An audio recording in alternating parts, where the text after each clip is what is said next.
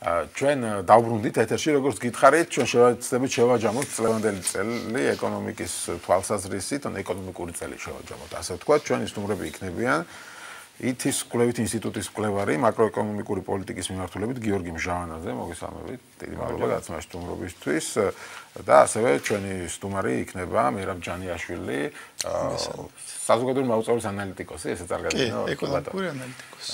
მადლობა გაცნობის სტუმრობისთვის. მე ვთქვი, რომ შევაჯამებთ ჩვენ წლევანდელ წელს ეკონომიკის თვალსაზრისით და მოდით ჯერ ზოგადი მონაცემებზე ვისაუბროთ, ეკონომიკურ ზრდაზე ვისაუბროთ. შეიძლება ვთქვათ, ის ეკონომიკური ზრდა, რომელიც ჩვენ გვაქვს წელს, შეფასდეს როგორც წარმატება. მოდი მე რა თქვენ დავიწყოთ. კი ბატონო, მოგესალმებით, მადლობას მოგახსენებთ მოწვევისთვის, მოგესალმები მაყურებელს. მოდი მაშინ ესე შევადაროთ, ხო? წინა წლებთან შედარებით, მაგალითად 2015-16 წელს თუ ავიღებთ, ამ წლებთან შედარებით, წარმატება შეიძლება უწოდოთ 4.9%-იან ზრდას, 4.9%-იან ზრდას, მაინც წლის ბოლოს რო დამთავრდება, მე დაკორექტირდება, იმიტომ რომ გასული 2 წელი ჩვენი ეკონომიკური ზრდა ძალიან დაბალი იყო, 3%-ზე დაბალი იყო. ხო, თუ იმ პერსპექტივიდან შევხედავთ, რომ თქვა საქართველოს განვითარებადი ეკონომიკაა და ჩვენ მალე გვინდა რომ დავეციოთ განვითარებულ ქვეყნებს და გავხდეთ განვითარებადი ქვეყანა, მაშინ ასე ვთქვათ დადებითად ვერ შევაფასეთ, ნეგატიურად უნდა შევაფასოთ, იმიტომ რომ 4%-იანი ეკონომიკური ზრდა განვითარებადი ეკონომიკური ქვეყნისთვის არის დაბალი. ამ ტემპით ჩვენ ევროპის საშუალო ცხოვრების დონეს დავეწევით სადღაც 50 წელიწადში თუ მეტი არა შეიძლება კიდე დაგვჭირდეს. ანუ ის რომ მთავრობა 4%-იანი ეკონომიკური ზრდა დაგეგმა და 4.9 დაფიქსირდა პირველ 10 თვეში არის ძალიან კარგი და რამდენი ბევრი რიგი ეკონომიკური მაჩვენებლების წერს არის გაუმჯობესებული. მაგრამ ამას კიდევ ერთხელ ვიმეორებ, ვადარებ წინა 2 წელიწადს, 15 და 16-ს, როდესაც ძალიან ჩავარდნა გქონდა ეკონომიკაში, იგივე 13 და 14 წლებში ნორმალურად მიდიოდა ყველაფერი, მაგრამ შემდეგ, როდესაც მოხდა ეს ეროვნული ვალუტის მკვეთრი გაუფასურება და სავალუტო კრიზისი, ამაზე გავლენა მოახდინა თითქმის ყველაფერზე, ამას დაემატა, სამეზობლო ჩვენ სავაჭრო პარტნიორ ქვეყნებში არსებული კრიზისები, ეკონომიკური კრიზისები და შესაბამისად გქონდა ძალიან ცუდი 2 წელიწადი. იქიდან გამომდინარე 2017 წლის ეკონომიკური ზრდა ამ წარმატებად უნდა შეფასდეს იმ ფონზე. თუმცა 2018 წელს მთავრობა გეგმავს 4.9-იან ეკონომიკურ ზრდას, ხო, ბიუჯეტით ესეა გათვალისწინებული, მაგრამ აუცი მე ვიმაჩნია, რომ 2018 წელს უფრო ოპტიმისტური, ასე ვთქვათ, პროგნოზი უნდა გაეკეთებინა. რა საფუძვლება ეს ოპტიმიზმი, თახანში ვისაუბრებ, მანამდე გიორგის მოსაზრება მაინტერესებს ამ თემაზე. გამარჯობა, მივესალმები მაყურებელს პირველ რიგში და მინდა მივულოცო წინასწარ დამდეგიშობა ახალი წელი. ნამდვილად 2017 წელი ეკონომიკურად საინტერესო იყო, დავეთანხმები მერაბს, რომ პოზიტიური არის ის, რომ უფრო სწრაფად ვიზდებით, ვიდრე იყო დაგეგმილი როგორც მთავრობის, ასევე ეროვნული ბანკის მიერ და ასევე საერთაშორისო ორგანიზაციების მიერ. აი ესეთი კვლევითი ინსტიტუტი ყოველთვიურად აკეთებს ეკონომიკური ზრდის პროგნოზს, ჩვენ გვაქვს ჩვენი მოდელი და ჩვენი ბოლო დათვლებით 4.8% დაფიქსირდება წლის ბოლოს და 3.3% იქნება პირველი კვარტლის პროგნოზი არის ჩვენი. და ძირითადად მინდა გავუსვა ხაზი ის, რომ ეს ჩემი აზრით იყო გამოწვეული საგარეო სექტორის გაუმჯობესებით და ნამდვილად თუ შევადარებთ 2015 და 2016 წელს, როდესაც როგორც ჩვენი, ასევე ჩვენი მთავარი პარტნიორი ეკონომიკური პარტნიორი ქვეყნების ეკონომიკური ზრდა იყო შენელებული, ისე იყო შენელებული ჩვენი ეკონომიკური ზრდაც. 2017 წელს კი პირიქით დაიწყო ეკონომიკური ზრდა. ჩვენ ძირითადად ვართ საგარეო ფაქტორებზე დამოკიდებული. ჩვენ როგორც მცირე ზომის ეკონომიკა, მაგრამ ამავდროულად ძალიან გახსნილი ეკონომიკა, ანუ ლიბერალური სავაჭრო პოლიტიკა გვაქვს და ასევე ვართ დამოკიდებული პირდაპირ უცხოურ ინვესტიციებზე და ფულად გზავნილებზე და ასევე ტურიზმზე, ანუ ძალიან დიდი წილი უჭირავს ამ ფაქტორებს ჩვენ ეკონომიკურ ზრდაში და ეკონომიკაში, ამიტომ ძალიან არის ეს დამოკიდებულება არის ძალიან დიდი. ანუ გამოდის რომ თქვენაც სხვაზე ხარ დამოკიდებული. თუ დაუშვათ იქ ქვეყნებში, საიდანაც ტურისტები ჩამოდიან, ეკონომიკას პრობლემები ექნება, შენთან ნაკლებ ტურისტი ჩამოვა და შენს ეკონომიკასაც პრობლემები ექნება, თუ იმ ქვეყნებში, სადაც ჩვენი ემიგრანტები ცხოვრობენ და იქიდან ფულს აგზავნიან, პრობლემები იქნება და ფულს ვერ გამოაგზავნიან, ან ცოტას გამოაგზავნიან, უფრო შენს ეკონომიკასაც პრობლემები ექნება. ანუ ამაზე ვართ, ხო, დამოკიდებული? კი ბატონო, გეთანხმებით და ზუსტად ეს მოხდა 2014 წლის ბოლოს 15-ში და 16-ში, შემცირებული იყო გზავნილები იგივე რუსეთიდან და საბერძნეთიდან გახსოვთ რომ რუსეთი ბოლო 2 წელი მინუსში ამთავრებდა წელს, ანუ უარყოფითი ეკონომიკური ზრდა ჰქონდა. საბერძნეთში ასევე იყო ეკონომიკური კრიზისი და იყო რამდენიმე თვიანი პერიოდი, როდესაც საერთოდ აკრძალული იყო ფულადი გზავნილების გამოგზავნა საბერძნეთიდან ნებისმიერ ქვეყანაში. და ასე შემდეგ. ანუ კი, ეს არის ერთი მხარე, ანუ საგარეო სექტორი არის ერთი ძალიან მნიშვნელოვანი მხარე, მაგრამ რა თქმა უნდა არის ასევე საშინაო ფაქტორები, რომელიც ჩემი აზრით 2017 წელს დიდი ზეგავლენა მოახდინა ეკონომიკურ ზრდაზე, როგორც უარყოფითი, ასევე დადებითი. რა საშინაო ფაქტორები? ანუ ეკონომიკური რეფორმებს გულისხმობ. 2017 წელს გადავდგით ნაბიჯი, ანუ ერთი ძალიან მნიშვნელოვანი ეკონომიკური რეფორმა გავატარეთ, რომელიც იყო მოგების გადასახადის რეფორმა, რომლის შინაარსი არის ის, რომ მხოლოდ დივიდენდების გატანის შემთხვევაში საწარმო. ბატონო, ამან რა შედეგი გამოიღო კონკრეტულად შეგვიძლია უკვე დღეს? კონკრეტულად, ანუ ზუსტად ციფრებში ვერ ვიტყვით, მაგრამ დაახლოებით შეგვიძლია ვთქვათ, რომ ეს გადასახადის რეფორმა მუშაობს, მაგრამ არა ისე, როგორც იყო დაგეგმილი და ვიტყვი ახლა რატომ. ანუ პირველი ფაქტორი იმისა, რომელიც მიგვანიშნებს, რომ მუშაობს, არის ის, რომ 200 მილიონით ნაკლები შევიდა ბიუჯეტში მოგების გადასახადიდან, ვიდრე იმავე პერიოდში წინა წელს, 2016 წელს, ანუ ეს იმას ნიშნავს, რომ ბიზნესი ახდენს რეინვესტირებას და ამიტომ არ იხდის მოგების გადასახადს და აქედან გამოდის ეს დანაკლისი, მაგრამ ეს დანაკლისი არის უფრო ნაკლები, ვიდრე მთავრობას ჰქონდა დაგეგმილი. 500 მილიონზე იყო როგორც 500 მილიონი იყო პირველი ბიუჯეტის პირველი ასე ვთქვათ სამუშაო ვერსია რომ გააკეთეს, მაგრამ საბოლოოში იყო 350 მილიონი თუ სწორად მახსოვს. რა თქმა უნდა, ორი თვე გვაქვს კიდე წინ, ანუ არ გვაქვს ნოემბრის და დეკემბრის სტატისტიკა, მაგრამ ჩემი აზრით 350-ს მაინც ვერ მივახცევთ. და მეორე ფაქტორი, რომელიც შეიძლება იყოს პოზიტიური მხრიდან, ის რომ უფრო მაგალი ეკონომიკური ზრდის გამო დანაკლისიც უფრო მცირეა. ან უარყოფით მხრიდან თუ შევხედავთ, შეიძლება კომპანიებმა ანუ იმდენად არ გააკეთეს ეს რეინვესტირება, როგორც მთავრობა ელოდა. ანუ გააჩნია ამ ფაქტორების გამიჯვნა ამ დღის მონაცემებით შეუძლებელი. მე ამ რეფორმასთან დაკავშირებით არსებობს სხვადასხვა შეხედულება, ანუ ბევრს მოსწონს ეს ესტონური მოდელი, რაც გულისხმობს იმას, რომ თუ შენ მოგებას ჩადებ ინვესტიციაში ამ სახლში ან წაიღებ და კიდე განავითარებ საწარმოს, მაშინ შენ მოგების გადასახადს არ იხდი. და აქ ითქვა, რომ თქვა 200 მილიონი დააკლდა უკვე ამ ბიუჯეტს, ანუ ვიღაცებმა ეს ფული ჩადეს ინვესტიციად, მაგრამ ოპოზიცია ხშირად ამბობს, რომ ამის ფონზე აქციზის გაზრდა მაგალითად ეს იქნებოდა ბენზინის თუ სიგარეტის, ფაქტობრივად ეს რეფორმა მოკლა, რამე ეთახმებია. ანუ ვიცით რა არის ეს სხვადასხვა ასე ვთქვათ ისინია, რა ქვია, რეფორმები, ესე ვთქვათ, სხვადასხვა გადასახადების და, მაგრამ მოდი მოგების გადასახადით დავიწყებ შევეცი სიტყვა მინდა ამ მოგების გადასახადის რეფორმით. ანუ რეალურად რა მოხდა, რომ მოგების გადასახადის უბრალოდ გადავადება მოხდა რა. როდესღაც იმპულს ხო მოიღებ იმიდან შენი ბიზნესიდან შესაბამისად მოგიწევს აი ამ 15%-ის გადახდა. შესაბამისად იგივე კვლევები რაც ჩატარდა, ხო, აი მსოფლიო ბანკმა ჩაატარა კვლევა, ანუ ეს რეფორმა რეალურად ხელს უწყობს უფრო მსხვილ ბიზნესმენებს. იმიტომ რომ ფულის რეინვესტირების საშუალება აქვს მსხვილ ბიზნესმენებს. ანუ მცირე მეწარმე, მაგალითად, ინდმეწარმე, რომლის ყოველთვიური შემოსავალი არის დამოკიდებული კომპანიის შემოსავალზე, მოგებაზე, ხო? შესაბამისად იმის ფუფუნება არ აქვს, რომ სახში ფული არ წაიღოს და რეინვესტირება მოახდინოს. ეს სოფლიო ბანკმაც ესე თქვა, რომ უმეტესწილად ხელს შეუწყობდა მსხვილ ბიზნესმენებს, შესაბამისად ესეც მოხდა, მაგრამ ანუ მე არ მიმაჩნია, რომ რაღაცა ანუ გარღვევა მოახდინა მოგების გადასახადის რეფორმები. არა, ციფრებს არ არის გარღვევა. ხო, არ არის გარღვევა. კი, დადებითად ვაფასებ, კარგია, რომ თქვათ მეწარმეებს თუნდაც გადაუვადათ ეს გადასახადი და რეინვესტირებაზე აღარ მოუწევთ თანხის მოგების გადასახადის გადახდა, მაგრამ ანუ ამან რაღაც რადიკალური ცვლილებები არ გამოიწვია ჩვენს ეკონომიკაში. რაც შეეხება აქციზის გადასახადის გაზრდას, ხო, რომელიც ამის პარალელურად მოხდა და შემდეგ ერთ იმაში განვიხილავთ ხოლმე ჭრილში, ხო? ანუ თუ მოგების გადასახადს გააკეთებდა ხელისუფლება და უნდოდა, თქვათ, ამ მოგების გადასახადის რეფორმისგან თლიანი სარგებელი მიეღო, ესე ვთქვათ, მაშინ ხარჯები უნდა შეემცირებინა. ანუ ხელისუფლებას არც ხარჯების შემცირება მოუნდა და მოგების გადასახადის რეფორმა მაინც გაატარა, შესაბამისად გაზარდა აქციზის გადასახადი.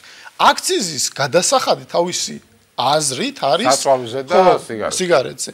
არის არაპირდაპირი გადასახადი, რომელსაც ვიხდით ჩვენ, მოქალაქეები, მოსახლეები. იმიტომ რომ მე ის ძვირდება პროდუქცია. ხო, ანუ რა მოხდა, იცით, რომ საგადასახადო ტვირთი რეალურად ბიზნესმენებიდან გადმოვიდა ბიზნესმენებზე და გადმოვიდა ჩვენს მოსახლეობაზე.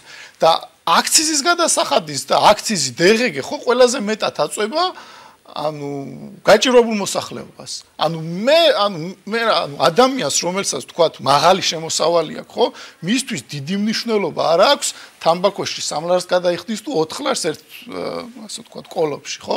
მაგრამ იმ ადამიანს რომლის შემოსავალი 300 ლარია თვეში, ხო? მისთვის გადამწყვეტი მნიშვნელობა აქვს თუნდაც იმ 1 ლარს ყოველ ასე ვთქვათ კოლოფზე. ამიტომ ამ ასე ვთქვათ ცვლილებებზე დასკვნებიც იყო იგივე სოფლიო ბანკის როგორც აღნიშნე რომელმაც თქვა რომ ეს რეფორმები მსხვილ ბიზნესს შეუწყობდა და გაჭირებულ მოსახლეობას უფრო დაარტყავდა მე სიმართლე გითხრათ უფრო მინდა რომ ჩვენი ხელისუფლების ასე ვთქვათ ვექტორი საპირისპირო იყოს რომ მცირე ბიზნესს მეტად შეუწყოს ხელი და თქვათ მსხვილ ბიზნესმენები არ ჩააყენოს ხოლმე რაღაცა სასათბურე პირობებში რაც არამხოლოდ ამ ხელისუფლების არამედ დამოუკიდებელი საქართველოს ისტორიაში ჩვენი ხელისუფლების სერიოზული პრობლემაა, როდესაც ხო, იმიტომ რომ ბიზნესი ქმნის სამუშაო ადგილებს. ხო, გავიგე, მაგრამ არა, მე რა ვიყურე, სამუშაო ადგილებს ქმნის ყველა ბიზნესი, განსაკუთრებით მცირე და საშუალო ბიზნესი.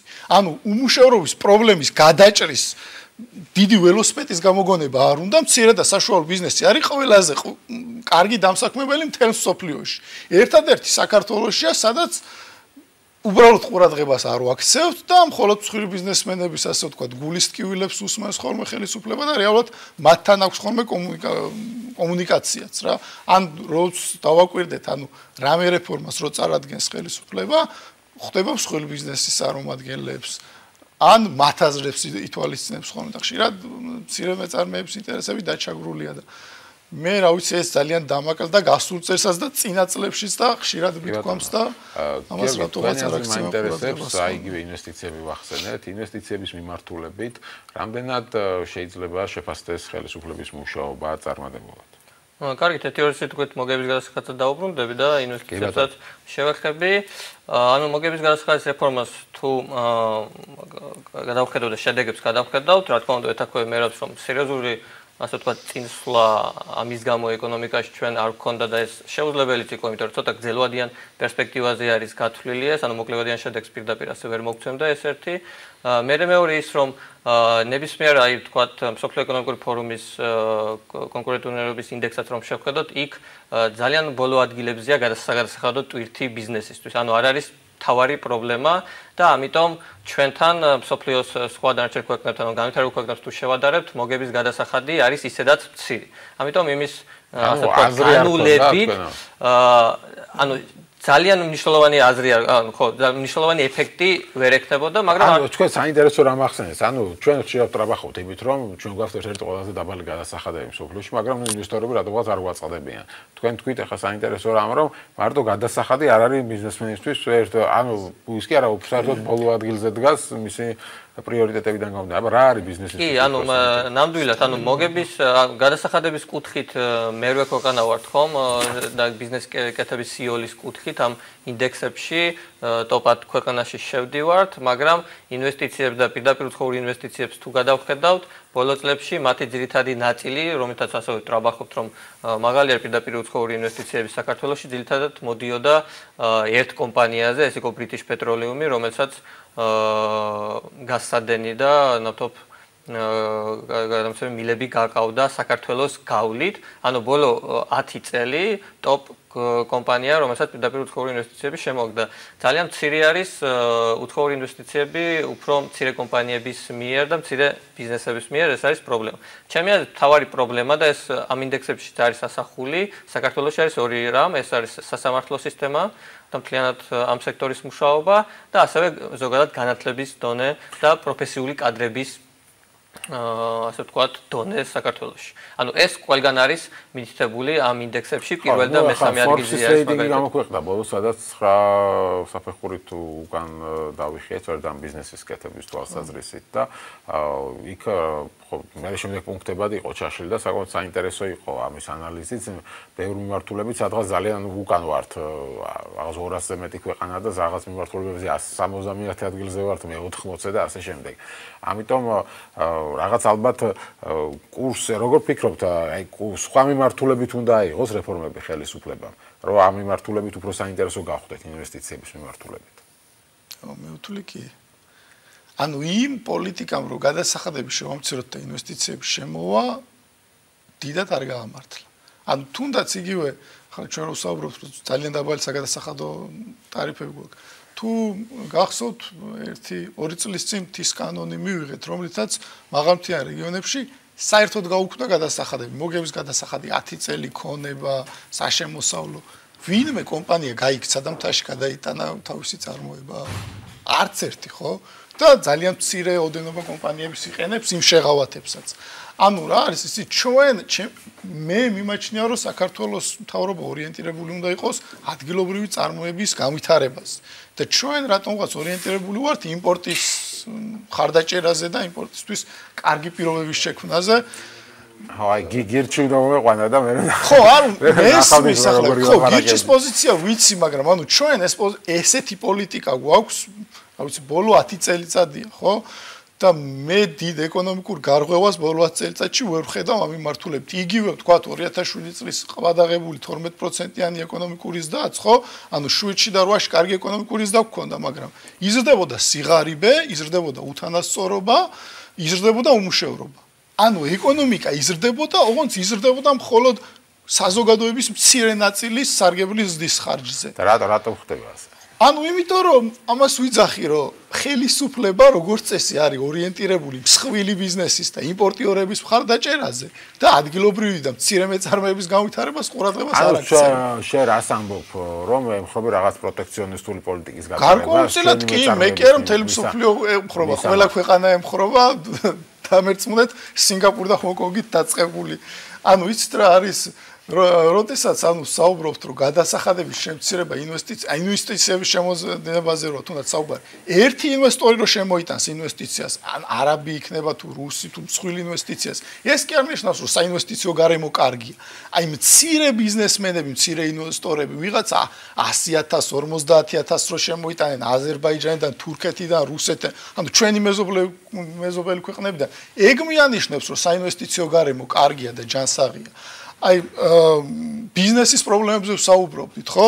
ანუ კვალიფიციური მუშახელი სახელდება ერთ-ერთ პრობლემად და ფინანსებზე ხელმისაწვდომობა. ანუ ყველა ბიზნესი ამას იძახის, რომ ფინანსებზე ხელმისაწვდომობა არის ძალიან ცუდი. ერთადერთი ფინანსების მოძიების წყარო არის საბანკო კრედიტი და ისიც ძალიან ძვირი. ანუ იმ პირობებში ის კრედიტი რო აიღო, ბიზნესი რო აწარმოო ძალიან მაღალ მოგებაზე უნდა იყო, რომ ანუ ისიც დაფარო და ყველაფერი ასე ვთქვათ, შენი კომპანიაც ამუშაო. ამიტომ მე მიმარჩნია, რომ ამ მიმართულებით თუ გააქტიურდება ხელისუფლების პოლიტიკა, ანუ დავა კონკრეტულად, რას გულისხმობ საბაჟო გადასახადების დაწესებას იმპორტიორების. აქ საუბარი იმაზე კი არა, რომ იმპორტი შევზღუდოთ. ადგილობრივ წარმოებას შევუწყოთ ხელი, ექსპორტი განვავითაროთ. ანუ ჩვენ რო შევუწყებ თუ მაგალითად შენ იმპორტს არ შეზღუდავ, ანუ იმპორტზე გადასახადს არ დააწესებ, იმიტომ რომ თურქულ პამიდორს შენზე იაფად შენ პამიდორს ვერ მოიყვან. არა, ადგილობრივი მეწარმე გაუწევს კონკურენციას რაღაც დონეზე თუ ანუ რაღაც დახმარება იყოს იგივე აწარმოეს საქართველოს ფარგლებში რო იღებენ კომპანიები დახმარებას. არის ძალიან მცირე, ხო, რაღაცა ზღვაში წვეთი და 50 მილიონს ხარჯავთ სულ ამ პროგრამაზე, ხო? მე მიმაჩნია, რომ აი ესეთი პროგრამა უფრო მასშტაბური უნდა იყოს და უფრო ბევრ რამეს უნდა მოიცავდეს, უფრო ბევრ სფეროს, ხო? იგივე ну რა ვიცი, ანუ უამრავი მაგალითად სხვა ქვეყნის მაგალითები რო ავიღოთ, აქ თუ უამრავი პროგრამები როგორ უწყობენ ხელს, თქვა ექსპორტის განვითარებას, ან მცირე და საშუალო ბიზნესის განვითარებას და ჩვენთან ექსპორტის განვითარების ხელშეწყობა არის კონსულტაცია.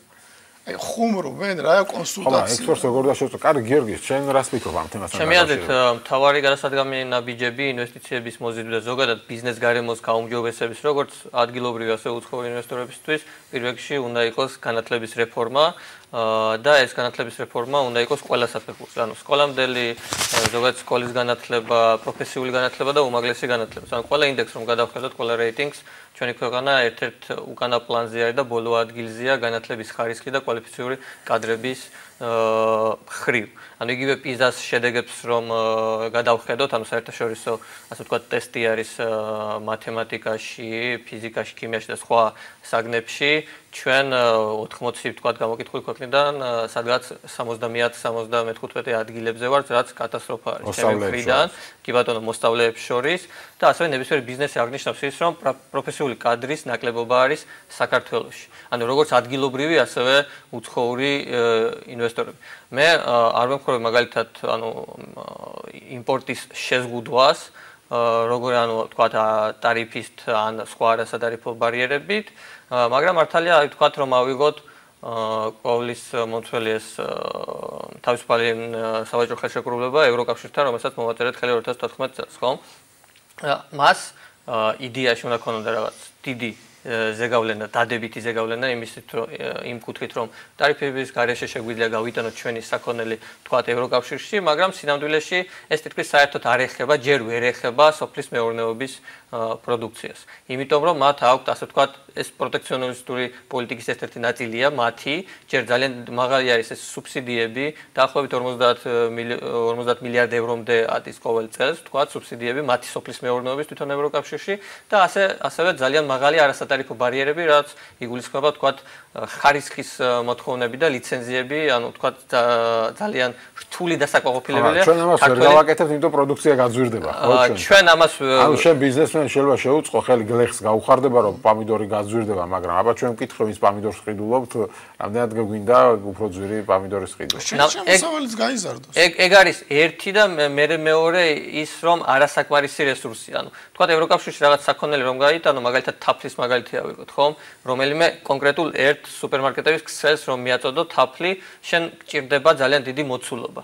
ანუ დაახლოებით 50 ტონა კვირაში უნდა მიაწოდო იმ სუპერმარკეტების ქსელს შენი თაფლი და წარმოიდგინე ეს თაფლი უნდა იყოს ერთნაირი ხარისხის ყველა ასე ვთქვათ შეფუთვაში და ერთნაირი შემადგენლობის. რაც ჩვენ ჯერ ვერ ვახცევთ, ანუ ფიზიკურად არ გვაქვს მაგის მასშტაბები და შეიძლება აქ ეს სახელმწიფოს ჩარევა, აი კოორდინატორის ასე ვთქვათ როლში იყოს სარგებლიანი ამ სექტორისთვის და სხვა სოფლის მეურნეობის საქონელსაც ეხება ეს და სოფლის მეურნეობა ძალიან მნიშვნელოვანია ჩვენთვის იმ კუთხით, რომ ძალიან ბევრ ადამიანს ასე ვთქვათ ასაქმებს თვითონ არასაქმებს, ანუ დაქირავებით დასაქმებულთა რაოდენობა არის ძალიან მცირე, მაგრამ ძალიან დიდია, ვინც თვით დასაქმებულია და ასე ვთქვათ, საკუთარი თავის გადარჩენაზე არის გადასული. ხომ 50%-ამდე ცხოვრობს სოფლად და ცოტა ნაკლები არის ანუ აქ ზოგი გამოსავალს ხედავს, რომ პირიქით რა კილომეტრი ხალხი წამოვიდეს უნდა სოფლიდან ქალაქში. არა, რა თქმა უნდა, ანუ მე არ ვამბობ, რომ სოფელი გადაგვარჩენს, უბრალოდ ვამბობ, რომ ძალიან მნიშვნელოვანია და თუ გადავხედავთ თლიანშიდა პროდუქტს, მხოლოდ 8%-ამდე აქვს წილი თლიანშიდა პროდუქტში და წელს თითქმის ყველა სექტორი გაიზარდა, ხომ, რომ ავიღოთ, მაგრამ სოფლის მეურნეობაში ისევ სოფლის მეურნეობას არაფერი არ გვაქვს 2-დან 3%-ამდე კვარტლების მიხედვით და ერთ-ერთი მნიშვნელოვანი ფაქტორი აქ, ანუ ვთქვათ, იგივე აზიური ფაროსანას შემოსევა, ასე ვთქვათ, შეიძლება ბევრს არ შეეხო, მაგრამ ძალიან მნიშვნელოვანი იყო ჩვენი ეკონომიკისთვის წელს, ანუ თხილის სექტორი თითქმის ძალიან აზიური ფაროსანას ბრალი არ არის თლიანად, მაგრამ თხილის ექსპორტში ვიყავით ერთ-ერთი მოწინავე ქვეყანა, მესამე ადგილზე ვიყავით იტალიის და თურქეთის მერე და ნუ წელს დავთმეთ საგზნობ. კი ბატონო, თხილის ექსპორტი შემცირდა 180 მილიონიდან 70 მილიონამდე, ანუ თითქმის ამის მიზეზი რა იყო, როგორც სამინისტრო ამბობს, ფაროსანა არ იყო მთავარი მიზეზი. არა, ჩემი აზრით ფაროსანა იყო, რომელმაც მთლიანად სამინისტრო თვარო არ იყო ფაროსანა. ან მაშინ მოსავალი არ მოვიდა. ხო, რაღაც მოსავლის პრობლემა იყო, როგორც ვიცი, ხარისხის პრობლემა იყო, შარშან და რაღაც დობაც დავკარგეთ და ნუ ასე შემდეგ რა. ანუ სხვა პრობლემებიც იყო ფაროსანასთან, ფაროსანას გარდა. თავდები მიზეზები ხილი იყო ერთ-ერთი მთავარი ჩვენი მიმართულება. კი, ღვინოს გადაასწრო ექსპორტში რამდენი ხანია უკვე ბოლო წლებში და ღვინოზე უფრო სოფლის მეურნეობა შევეხეთ, იქნება ითხრათ ჩვენ რაღაც ხო არა, მე რაღაც მაშინ სათხედავ აქ გამოსავალს, სათხედავ ამ გამოსავალს. მე იმაჩნია რომ მაგალითად ბიუჯეტის თანხების აკუმულირების კუთხით მე არ შემეშინდებოდა პროგრესული გადასახადების შემოღება, ვისაც მეტი აქვს შემოსავალი, მეტი გადაიხადოს, როგორც ბიზნესმა, ისე ფიზიკურმა პირმა და ესეთი ტიპის სუბსიდიები მაგალითად რაც იგივე სოფლის მეურნეობაში დავხარჯეთ, დიდად შედეგი არ მოგვცა. ანუ მე ჩემი აზრით ის თანხა რაც დაუხარჯეთ სოფლის მეურნეობაში უფრო სოციალური დახმარება იყო ვიდრე თქვა სუბსიდია, იმიტომ რომ ანუ ეკონომიკური კუთხით დიდი სარგებელი არ მოგვს ამ თვეში და პროდუქტში ისე 8-9% უჭირავს ამ სექტორს და 50% აქტიური მუშა მოსახლეობის არის იქ დასაქმებული. ანუ დასაქმებულად ითვლება თუ რეალურად დასაქმებულები ხო არ არიან რა. ანუ და ჩვენ საექსპორტო ათეულსაც რო გადავხედოთ, ხო უმეტესად გაგვაქვს ან სოფლის მეურნეობის პროდუქცია, ან რაღაც ნახევარ ფაბრიკატები. ანუ არაფერს არ ვაწარმოებთ, რაც შეიძლება გავიტანოთ და იმით სარგებელი მივიღოთ. და თუ იგივე მაგალითად თხილიც ხო ნედლის სახით გაგვაქვს, ჩვენ ხო არ ვაწარმოებთ იმისგან რამე პროდუქციას. რაიმე დონის თუ გადავამუშავებთ ამ სოფლის მეურნეობის პროდუქციას და მერე გავიტანთ, ხო?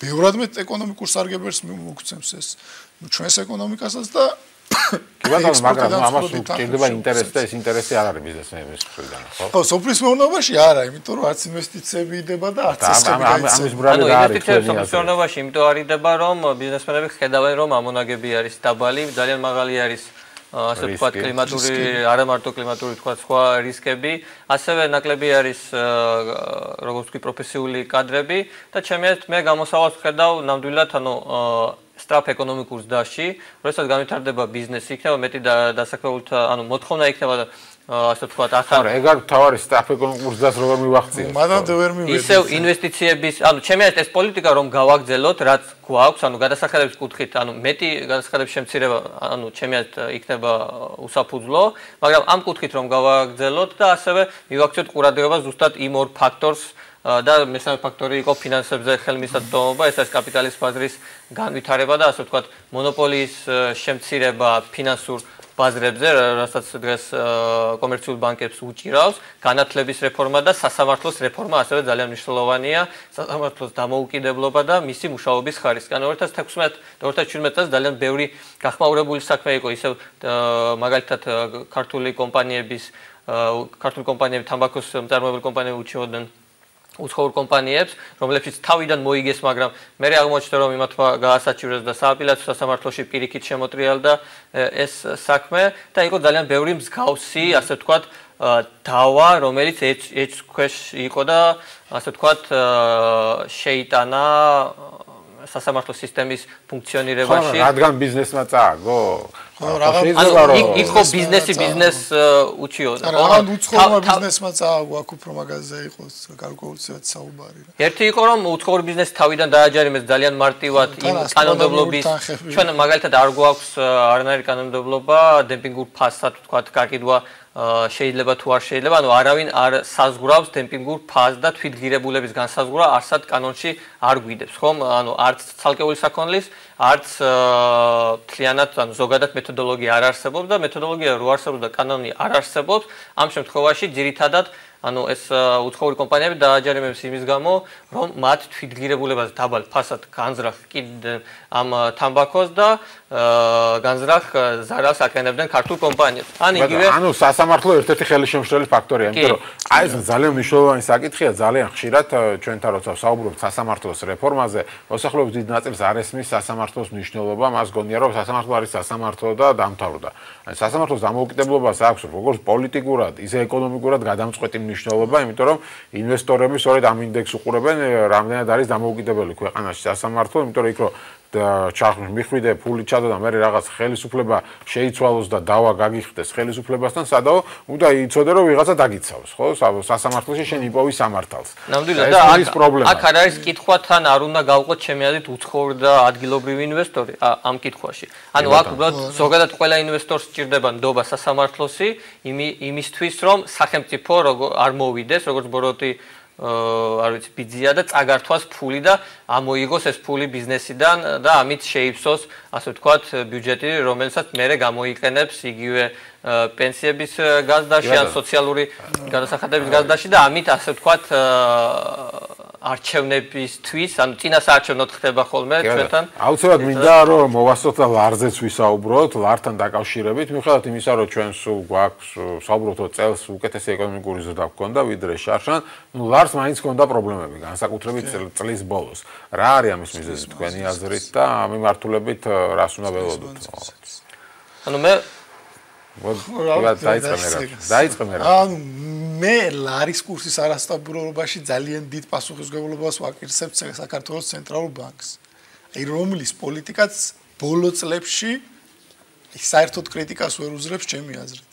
ანუ არა მხოლოდ მისი მონეტარული პოლიტიკა, არამედ მისი ხელმძღვანელების მედიასთან ურთიერთობა აი საერთოდ გაუგებარია, როდესაც ცენტრალური ბანკის ხელმძღვანელობა გამოდის და იძახის, რომ მე ლარის კურსზე არ ვისაუბრებ. აი მე საქართველოს მოქალაქემ რა ჯანდაბა უნდა გავაკეთო, როგორ უნდა მივხვდე, რა გავაკეთო, რა მოლოდინი შემექმნას. და თან გამოდიან და იძახიან, რომ მოლოდინები ახდენდაო დიდად ზეგავლენას ლარის კურსის ცვლილებაზეო და ეს მოლოდინები ვინ უნდა შექმნას? ანუ მე და თქვენ ხო არ შევქმნით ამ მოლოდინებს, ხო?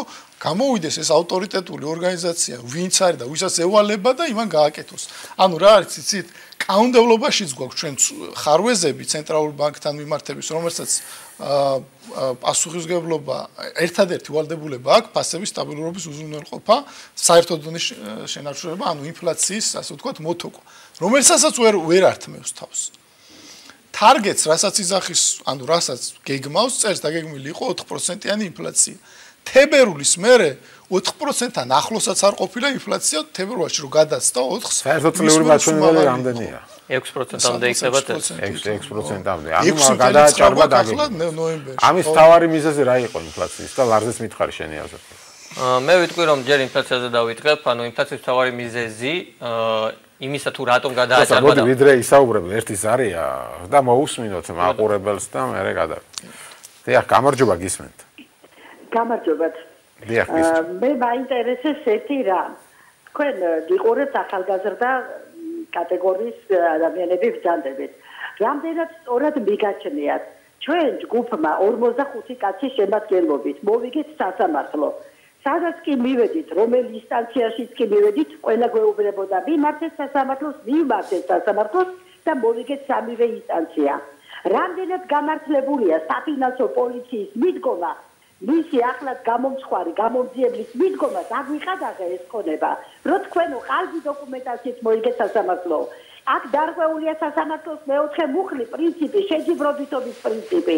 მე თუ გინდას ერთი დოკუმენტი გქონოდა, აუარებელი დოკუმენტები გქონდა, იქ მოსამართლე გამოაცხადა, ესწრებოდა ქონების მართვის წარმომადგენელი, ესწრებოდა საჯარო რეესტრის წარმომადგენელი, ესწრებოდა მერიის წარმომადგენელი სასამართლოს.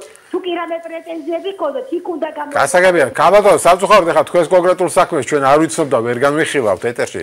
თუმცა ნუ მადლობა იმის რომ დარეკეთ და გამოთქვით თქვენ. ისევ ერთი მაგალითი იმისა რომ ნდობა და ხარისხი რაღა უდგას. ხო, ნუ ფინანსური პოლიცია მაინც გვერდშისო ამბობს მაყურებელ. არ ვიცით ახლა კონკრეტულად რა შეასაკებ, მაგრამ ვერ ვიჩვენებ. დიახ, თქვენ გაგაწყვეტინეთ და შევაჯამოთ. კი ბატონო, მიზეზი იმისა თუ რატომ გადააჭარბა წელს, გადააჭარბებს ინფლაცია წელს, ასე ვთქვათ, ტარგეტირებულ მაჩვენებელს 4%-ს არის. ამის მიზეზი რა არის? ანუ ერთადერთი მიზეზი ამისა არის აქციზი. ანუ აქციზის ზრდა საწვავზე ძირითადად იმიტომ რომ ჯერ ერთი საწვავი შედის ტრანსპორტის კატეგორიაში, ინფლაციაში და დიდი წილი უჭირავს, ანუ მოხმარებაში დიდი წილი უჭირავს და აქციზის გამო გაიზარდა და ჩემი დათვლებით 20-დან 25 თეთრამდე, ანუ საწვავი მეტად გაიზარდა თქვა ბენზინი, მაგრამ ეს ნაწილობრივ გამოწვეული იყო იმით რომ მსოფლიო ბირჟებზე თქვა 40 გაიზარდა და პლუს ჩვენ გადასახადი გავწევთ. ჩვენ დავამატეთ 20-25 თეთრი, მაგრამ საწვავი ასე ვთქვათ თამბაქოს და თამბაქოზე გაიზარდა აქციზი, ხომ ესეც შედის ინფლაციაში, ასევე გაიზარდა ავტოიმპორტის განბაჟება, ანუ ესეც მოქმედებდა ამ ავტომობილების ფასებზე, მაგრამ საწვავი იმიტომ არის მნიშვნელოვანი, რომ ის როგორც პირდაპირ, ასევე ირიბად შედის, ირიბად სხვა პროდუქციის ფასებზე მოქმედებს და ირიბად ისიც შეიძლება იყოს, ასე ვთქვათ, პასუხისმგებელი სასურსათო პროდუქციის ზრდაზე. ანუ სასურსათო პროდუქციის ფასები გაიზარდა 6%-ით და ეს არის ალბათ ჩემი აზრით 2017 წელს ყველაზე მტკივნეული რამ საქართველოსთვის, რადგანაც მოხმარების 30-35% მოდის სასურსათო პროდუქციას. და პირდაპირ აისახება ყველა მომხმარებელზე და ძალიან მარტივი შესამჩნევი. ხო, ანუ ლარის კურსიც ამაში ალბათ თავის როლს თამაშობს, ხო? ვიტყვი, კი ბატონო, ლარის კურსი წინა წელთან შედარებით 5%-ამდე არის, ანუ რაოდენ გასაკვირია უნდა გვეჩვენოს, საშუალოდ რომ შევადაროთ წლევანდელი კურსი, შარშანდელი კურსი დაახლოებით 5% არის გაუფასურება. ანუ შარშანობს ქონდა მაგალითად ეპიზოდები გამყარების მერე გაუფასურების, წელსაც იგივეს ვხედავდით, ანუ თებერვლიდან დაიწყო თუ მარტიდან გამყარება, 2 და 4-მდე ჩამოვიდა კურსი, მერე იყო 2 თვე ეს ბოლოდროინდელი გაუფასურების და მე მინდა ვთქვა, ანუ ეროვნული ბანკის პასუხისმგებლობაზე და როლზე ამ შემთხვევაში 2016 წელს, როდესაც ასეთი ამპლიტუდები ჰქონდა კურს, ეროვნულმა ბანკმა ჯამში განახორციელა სადღაც 450 მილიონი დოლარის როგორც ყიდვა, ასევე გარყიდვა. ანუ როდესაც მყარდებოდა კურსი, მან შეარბილა ეს გამყარება და პირიქით, როდესაც უფასურდებოდა, მან შეარბილა გაუფასურება. ანუ ამით ეს მოძრაობა გახადა უფრო, ასე ვთქვათ, გლუვი. ანუ თქვენ ისე უარყოფითად არაფასებთ ეროვნული ბანკის. არა, მე უარყოფითად არ ვაფასებ. ოღონდ 2017 წელს უარყოფითი მხარე კურსთან მიმართებაში იყო ის, რომ დედოლარიზაციის პოლიტიკა და გეგმა დაიწყეს. ამ გეგმაზე არ ვისაუბრებ, მაგრამ თვითონ ამ გეგმამ გამოიწვია ის, რომ ეროვნულმა ბანკმაც თქვა, რომ წლის პერიოდში ბანკებს ექნებათ ნაკლებობა ლარის რესურსის და მე ამ ლარის რესურსს მივაწვდი მათ სავალუტო ინტერვენციებით. ანუ დაგეგმილი იყო სავალუტო ინტერვენციები და როდესაც ლარი მყარდებოდა, შეგიძლიათ გადახედოთ სტატისტიკას, ეროვნული ბანკი ყიდულობდა დოლარს და ლარს უშვებდა ეკონომიკაში, რითაც, ასე ვთქვათ, კურსის გამყარება ოდნავ შეამცირა, მაგრამ მერე როდესაც კურსის გაუფასურება დაიწყო, ის არ ჩაერია. ბოლოს მინდა კითხოთ ჩვენ შემდეგ ბლოკში, ჩვენი სტუმარი იქნება ანაკლის კონსორციუმის წარმომადგენელი, ამ პროექტს უყურებენ როგორც ერთ-ერთ იმედის მომცემ პროექტს ქართული ეკონომიკისთვის. თქვენ როგორ აფასებთ, რამდენად შეიძლება თქვათ ამ პროექტის განხორციელების შემდეგ რაღაც გარღვევა იყოს ქართულ ეკონომიკაში? ან რა თქმა უნდა, ძალიან კარგი პროექტია, ძალიან მსხვილი საინვესტიციო პროექტია, მაგრამ რა ვიცი, რაღაცა ამ ერთმა პროექტმა რომ რამე გარღვევა მოახდინოს ჩვენს ეკონომიკაში, ანუ მე ესე არ უყურებ და ჩემი აზრით მონადირეებით ცოტა გადაჭარბებულია ამ პროექტთან დაკავშირებით. რატომ? თან ანუ საუბარია იმაზე, რომ 2 წელიწადში უნდა მიიღონ უკვე ტვირთები და ну რა ვიცი, ასეთი სისწრაფით თუ ამას მოახერხებენ, ძალიან კარგი, მე მხოლოდ გამიხარდება, მაგრამ უფრო რა ვიცი, ცოტა ძნელი იქნება თან იმ თანხების ინვესტიციების მოზიდვა, რაზეც საუბარია ამ პროექტისთვის, ხო? ну რა ვიცი, საქართველოსთვის მართლა ასტრონომიული უპრეცედენტო პროექტია. თან რა არის ერთ დავამატებდი რა, რომ ანუ ხელისუფლება აი ამ კონკრეტულ პროექტზე რომ გავიხაროთ, როგორ უწყობს ხელს ამ მსხვილი ინვესტიციის განვითარებას, ხო? დაახლოებით 100 მილიონი დოლარის, ანუ სხვადასხვა სერვისებს უხორციელებს იქ რკინიგზის მიყვანა, მიწების გამოსყიდვა და ასე შემდეგ. ანუ წარმოგიდგენიათ ესეთი მხარდაჭერა რომ მიწეს ხელისუფლებამ მცირე და საშუალო მეწარმეებს. ისინი რა შედეგს მიცემენ ჩვენს ეკონომიკას? გასაგებია, თქვენ რა ფიქრობთ? ჩემი აზრით ეს იქნება გრძელვადიანი პროექტი, რა თქმა უნდა ძალიან მსხვილი ინვესტიცია არის, უპრეცედენტო, მაგრამ თუ გამოდენ სტატისტიკას გადავხედავ და იმას, რომ შემცირებული არის ტვირთების გადაზიდვა და მაგალითად ბოლო დროს, ბოლო 3-4 წელი, რასაც ამ ეკონომიკურ დაგმავლას და შენელებულ ტემპსაც უკავშირებ და ასევე მთლიანად ჯერ არ არის გამოყენებული ის რესურსი, რომელსაც აქვს საქართველოს რკინიგზას. ანუ თუ არ ვცდები, დაახლოებით 30%-იან, 40%-იან დატვირთვაზე მუშაობენ ახლაც. ანუ რა თქმა უნდა, თუ ეს სპორტი არ იქნება და სავარაუდოდ არ იქნება ფოთის სპორტის კონკურენტი, რადგან ხმაწლოვანი იქნება და სხვა სეგმენტს მოემსახურება და რა თქმა უნდა, თუ ეს ერთიანი კორიდორი ჩინეთიდან ევროპამდე ამუშავდება და გავა ჩვენი გავლით, დიდი თანხები დარჩება საქართველოში და ამით ვიხეირებთ, მაგრამ ჯერჯერობით არ ჩანს, ანუ მე ვერ ვხედავ იმას, თუ რის ხარჯზე უნდა გაიზარდოს თვითბრუნვა ისე. მაშინ მოდით მოусმინოთ ჩვენს მესამე ბლოკს მოусმინოთ და სწორედ ანაკლის კონსორციუმის წარმომადგენელი იქნება ჩვენი სტუმარი, ანაკლიას სიტის აღმასრულებელი დირექტორი ქეთემან ბოჭორიშვილი. დაგველოდეთ რამდენიმე წუთში დაბრუნდებით. მადლობა თქვენ სტუმრებისთვის. მადლობა. სანდომი ყველაზე ტკბილი ზღაპარი.